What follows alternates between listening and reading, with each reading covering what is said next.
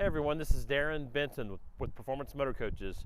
We're out here at the end of January, a little sunny West Texas day on a Saturday. About 58 degrees, much warmer than northern Indiana, but not quite that of Florida. But wanted to do a kind of a comparison video. I apologize for the little bit of wind, though we still have a little bit of wind. It's always windy in West Texas, but wanted to jump in our Renegade. So the most common units we sell from Renegade are the Explorer, the Classic, and now the XL. I wanted to kind of talk about the differences of those particular units and also show some differences as well. So all the Explorers as of right now are all single axle. All the Classics you can get a single axle or a tandem axle, and then in the XL they'll all be tandem axle, so they'll all be basically 45-foot plus rigs. Now the chassis are a little bit different. So we all have Cascadia chassis here. However, the Explorer is set on the 116. So if you'll look down the side of these hoods, you'll notice this intake is a little bit smaller on this truck than it is down there or down there. So that is the 116 chassis.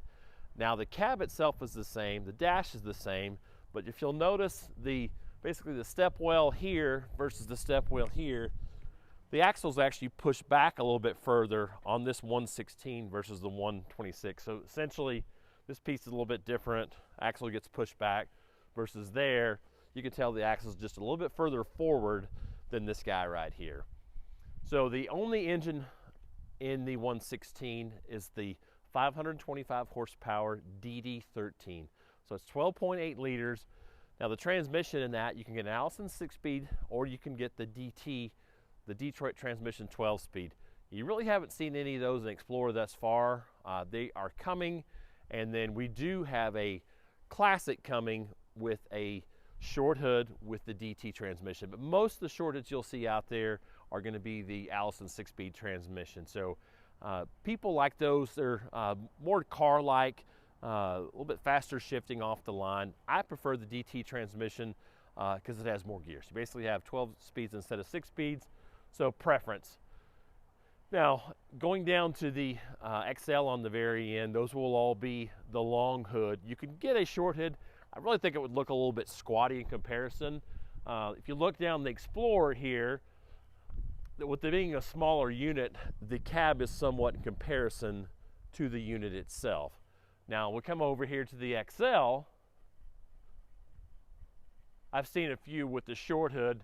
The fact that it's so tall and so long, I feel like the shorter hood kind of makes it look squatty. So I would highly recommend the 126.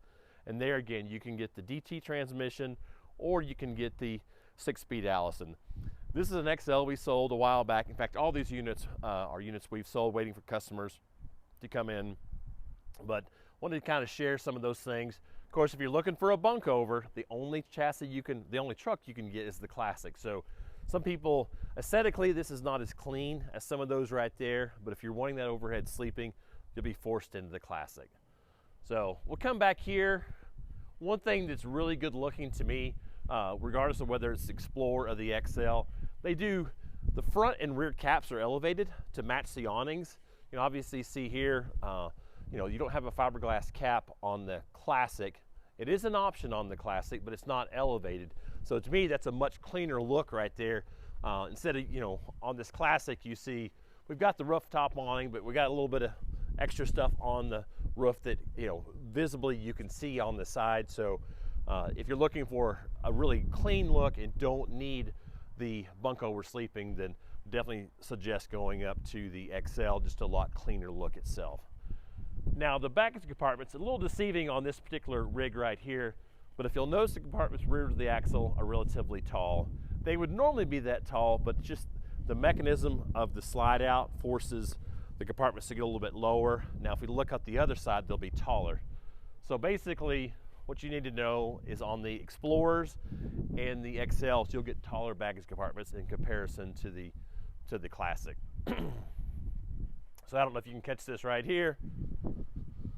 So a little bit shorter overall height. And unfortunately, this isn't a very good comparison because the slide mechanism are very similar, so basically forces those baggage compartments. Let's go out back and I'll kind of show you the differences Might be a little bit easier to stare at the back of the coach and kind of look at some of the differences as well. We also want to talk about the caps themselves. Now in regards to paint, basically all Explorers will be painted. This is painted white. You can get various colors on the Explorer. The Classic, you can leave those totally white, not get painted at all. But this is a painted finish right here, versus the Classic is a wall board that is already, not a wall board, but basically a wall material that's already white itself. So this is white sheet metal and this is the white board. So there's basically no paint on the coach other than if you look at the top rail. So the Classics are definitely defined by the top rail. One, they don't have a fiberglass rear cap in comparison to the other units. But if you'll notice that aluminum extrusion, we do like to paint that. Just kind of ties everything in. You don't have to worry about the aluminum oxidizing and then the oxidation running down the side. So in my opinion, it kind of cleans that up on the Classics. But pretty good comparison here of the various fiberglass caps on the rear here. Renegade does a good job at updating the caps every few years. So if you notice here, basically it's a two-piece rear cap. The idea is if you damage it, we can take and put that in a box and ship that via UPS versus shipping an entire back cap. Some other manufacturers will have a one-piece back cap, and the problem there is it's a booger to take and ship something that's tall. So there again, kind of talk about the difference. They're relatively close to the upper portion, but you can see the rear cap is elevated there, and it ties into the awnings, versus the Classic. We did what we call kind of the fake profiles right there. Live awnings there, but the fake profiles. So it cleans it up. It's not nearly as clean as what you would see with the XL or the Explorer. So if you come back here and kind of look this way, this is a really good example coming down here looking at the height of your baggage compartments. Look at how much taller your baggage compartments are on the XL and the Explorer, and then in comparison to the Classic itself. Now the ceiling height is basically the same on both these rigs. You just have a little bit less difference, or a little bit of variation between your floor height and your baggage compartment itself. So basically all these coaches will be right at a little over 13.4 overall height on them. The highest point on these coaches will generally be your satellite. With the evolution of Starlink, a lot of customers are just choosing to dump satellite altogether and just doing the Starlink, whether it's a in-motion antenna that goes up on the roof or whether it's something external here. So you'll see down here we will have the Gen Y hitch, which is standard on the Classic or the XL. The nice thing about the hitch is you can run, a 2-inch tow bar here. You can put a 2-inch ball. It comes with a 2-inch ball and a 2 5/16, but a lot of convertibility. You can put a bike rack in there. You could probably even put something to put, like a dirt bike. All the hitches are rated at 30,000 pounds, but the nice thing about the Gen Y, so many different options to be able to utilize in that. It does adjust up and down. You'll see essentially here and here, that would be if you had glad hands. We like to take those off and cap them off just to kind of clean it up. But you'll see the connection for trailer cams all on the back of these. So a lot of standardization across the product line. You can see there a mud flap. I prefer not to have mud flaps. I'd just rather have a rubber mud flap because they seem to get ruined. But pretty good idea of the comparison. Different brake lights. Classic is definitely a lot more utility looking because of the lack of a rear cap and just the squareness of the back. One thing a lot of customers do like on certain floor plans on the Classic, you can take and do a rear window. The issue with anything with a fiberglass cap, it's really difficult to have that window. Most of the caps will flex just a little bit, and so if you try to make that rigid, you'll end up getting some spider cracks basically in that rear cap there. But you can see here we have various lights. That's the nice thing about the XL and the Classic.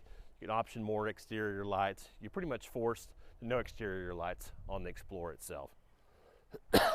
20,000 pound hitch on the back of the Explorer, still a relatively stout hitch.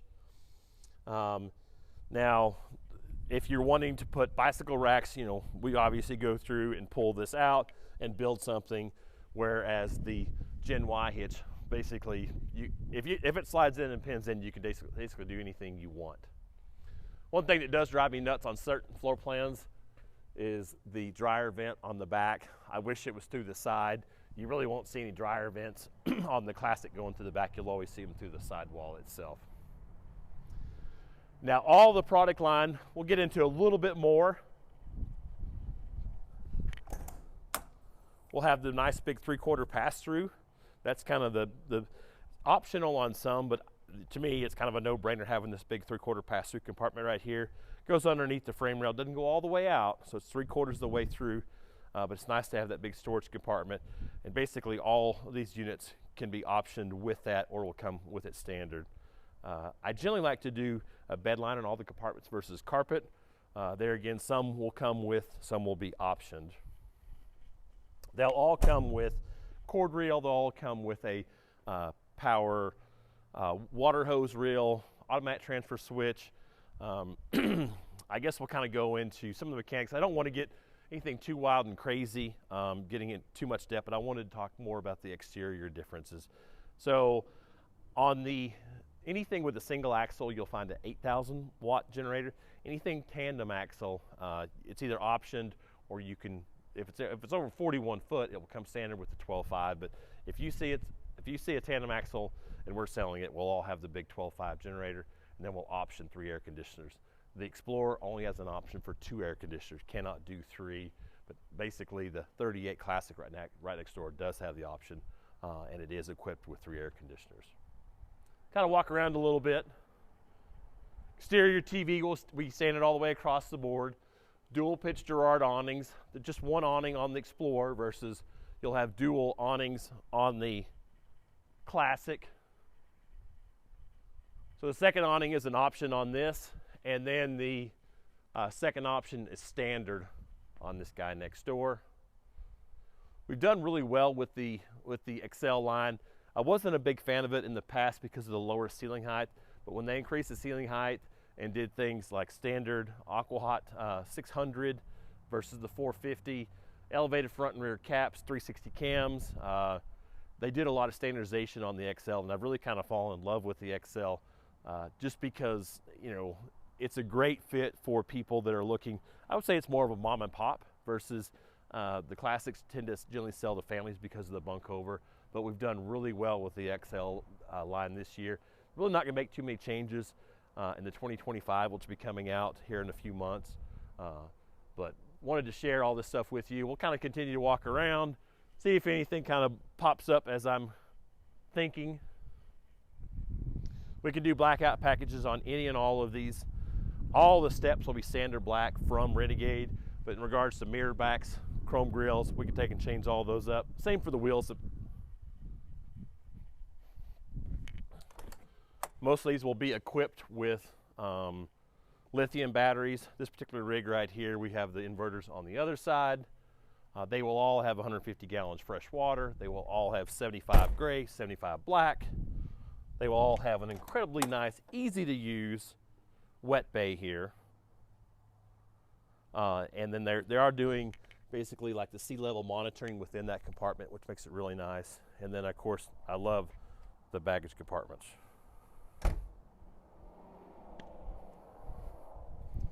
I think that's pretty much it. You'll see the generator all the way across the product line, left, rear, but a lot of similarities to it, a lot of differences, but don't ever hesitate to reach out, you know, if you wanted a little bit more in-depth conversation.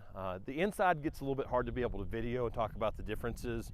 We'll try to do a short video of that if I can kind of think of a way to not confuse jumping in and out of each coach, but I want to give a good comparison of the outside.